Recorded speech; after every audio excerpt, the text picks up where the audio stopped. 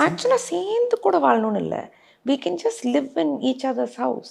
We can just be together, have children. We don't have to be married. It's okay. That's it.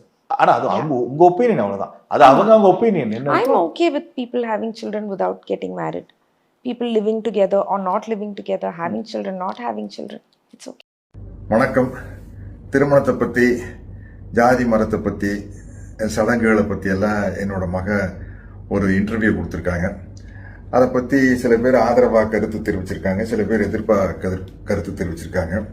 எங்கிட்ட அதை பற்றி கருத்து கேட்டாங்க. நான் ஒரு ப்ரௌடு பெரியாரிஸ்ட்.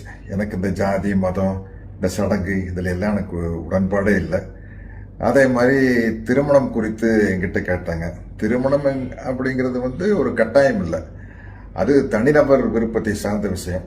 திருமணம் செய்கிறதாட்டும், ஒத்து வராட்டி டைவர்ஸ் பண்ணுறதா இருந்தாலும் சரி, இல்லை தனியாகவே வாழ்ந்துட்டு இருந்தாலும் சரி, திருமணம் இல்லாமையே நமக்கு ஒரு குழந்தை வேணும்னு ஆசைப்பட்டாலும் கூட இன்னைக்கு இருக்கிற மெடிக்கல் ஃபெசிலிட்டியில், மருத்துவத்துறையில் இன்னைக்கு இருக்கிற டெவலப்மெண்ட்டில் அதுக்கான வாய்ப்புகள் இருக்குது.